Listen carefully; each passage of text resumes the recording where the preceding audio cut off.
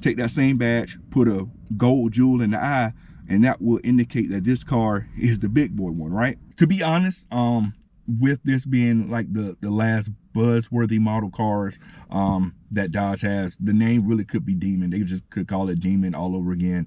So that is on the table for them to use carbon fiber on this particular model. It is a possibility they could change out the tires to some different drag radius than they had before. They could go to different drag radial, maybe a smaller diameter wheel. I know a lot of people know the popular choice is like a 17-inch wheel.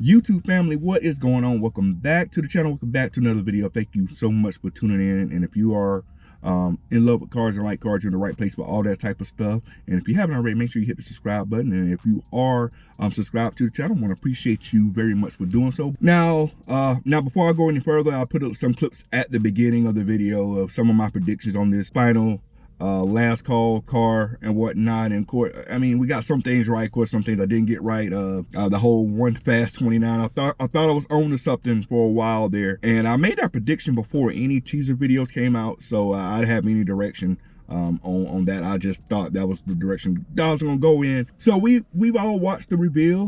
We saw the teaser clips and things that came up, and kind of just some quick thoughts on the reveal. I think it was dope what they did as far as, you know, bringing the car in on the helicopter. It really gave like Fast and Furious vibes. You know, if you watch the movie, all the crazy movies that they got, like when they dumped the cars out of the airplane and parachuted into the mountains and stuff like that from the cars, kind of gave those vibes a little bit.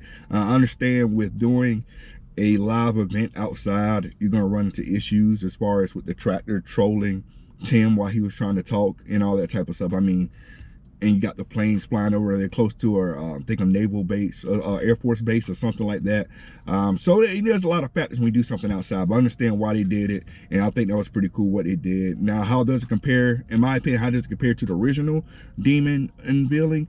I think it was really good. I like this one because they actually invited, it seemed like they invited more of the public to come see this one versus the first one. I think it was kind of like a private event that they had people come to, but that was pretty dope. But I feel like the teasers on the Demon were better. There were a whole lot more of those versus the one with this new Demon 170 or whatnot. And those teasers for the first Demon was really high quality and things like that. These were kind of cheaply done based on the computer graphics they use and whatnot.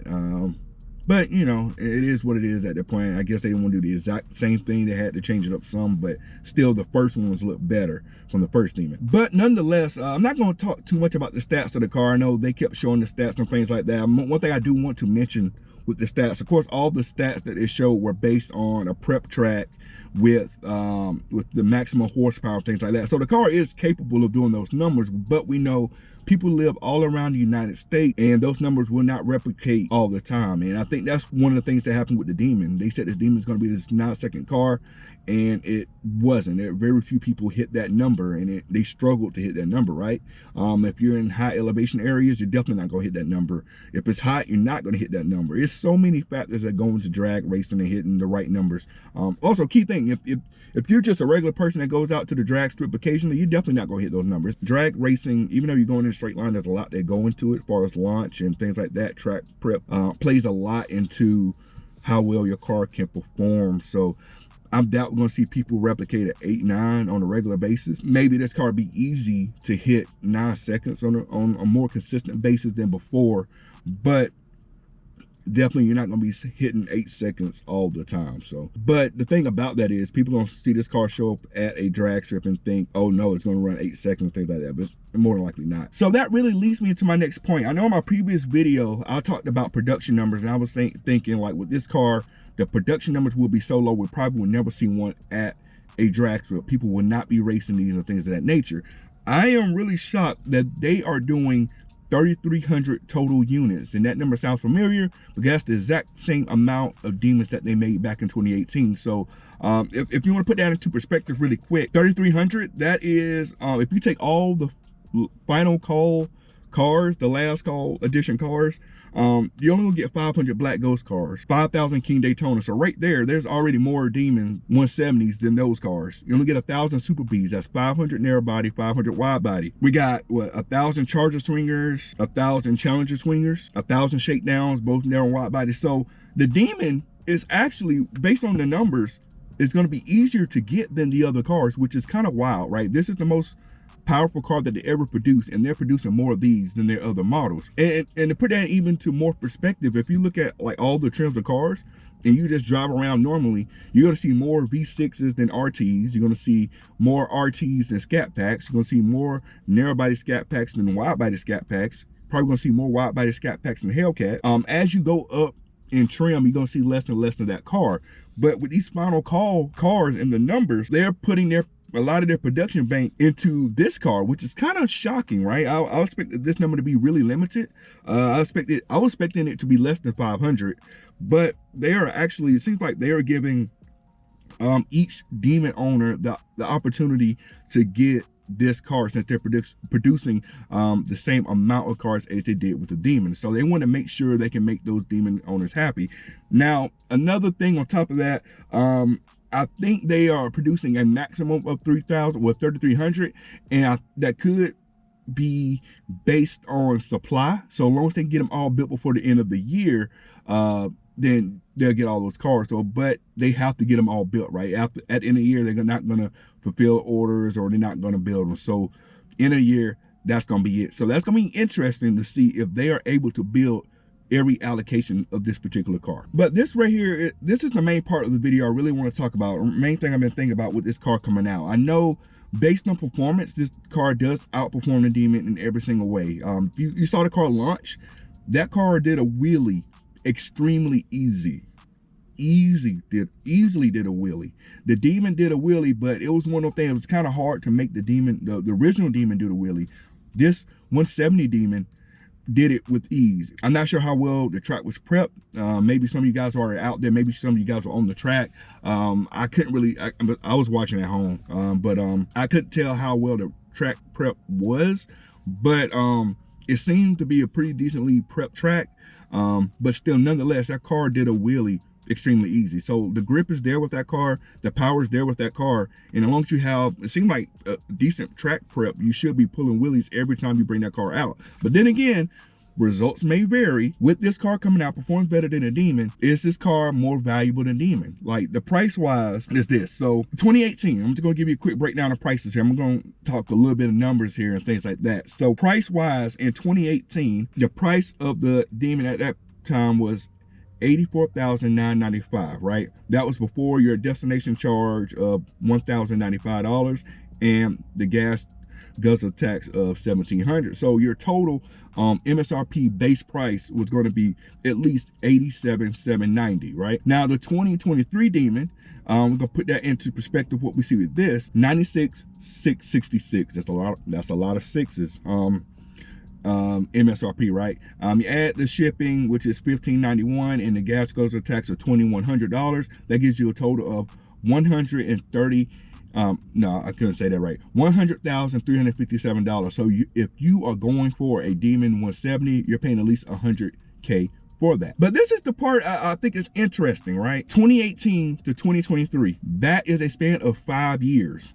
What has changed in 5 years? The power of the dollar in 2018 does not equal the power of the dollar in 2023. So if we take these prices, this price for this Demon and the Demon 170, and compare them and adjust the inflation so they're equal, which car is actually the better value? I ran these numbers through a couple of the inflation calculators that I found online, and this is pretty interesting here. This is kind of shocking. If we take the Demon, the current Demon, which is going to be $100,000, we're going to say $100,000, right? And we adjust the price of it to 2018 inflation rate at that point. That brings the Demon total price with gas guzzler tax, with the destination charge, $83,766 MSRP. The number for the 2018 Demon at that time was $87,790.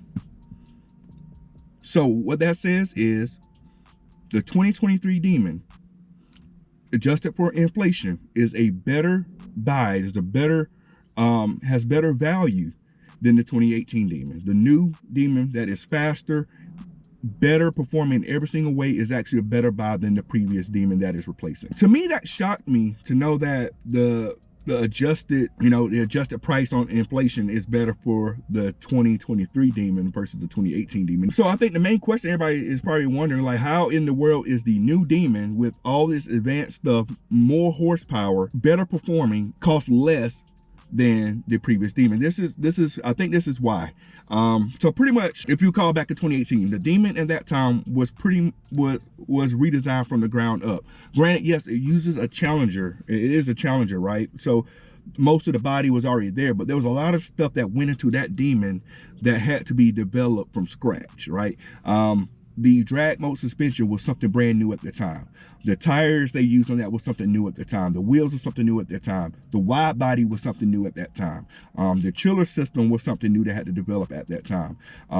The car switching over to race gas to unlock more horsepower was something new they developed at that time. The engine, even though it is a 6.2 liter supercharged V8, which is similar to the Hellcat, it was pretty much redesigned from the ground up to be able to take that extra power safely.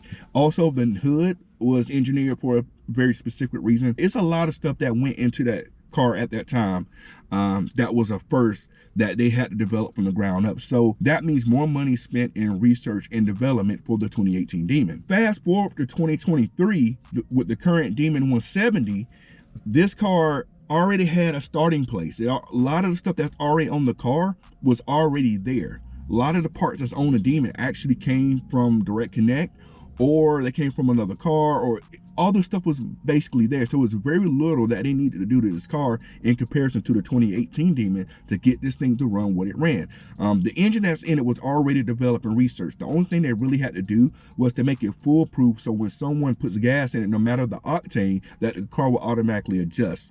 Now, if you remember the Demon from before, when you put the race gas in there, you had to switch it over to that. But this car senses what the octane level is and adjusts your power level in the tuning accordingly. So that had to be developed with this car, but the engine was already pretty much there, right? The drag mode suspension, they probably tweaked it some, but that was pretty much already there.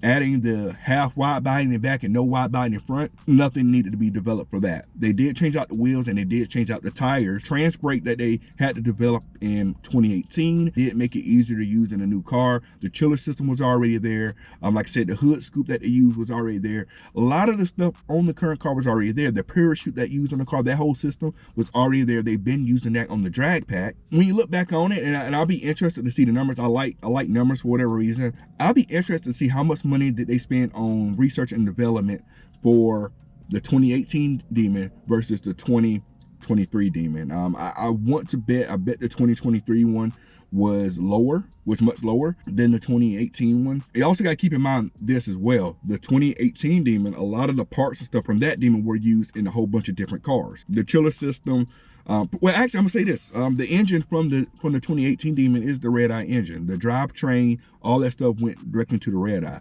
They did beef up the drivetrain for the 2023, but they already had a baseline of what they did with the 2018. So I doubt they had to do much more to strengthen it up. So those are my thoughts here, and kind of wrap up this video. I'm shocked about the value of this new Demon compared to the original OG Demon. That the MSRP is cheaper if you adjust for inflation. That still kind of shocks me, especially with all the upgrades that's done to this particular car. But as always, let me hear your thoughts. I want to know what you think about this new car.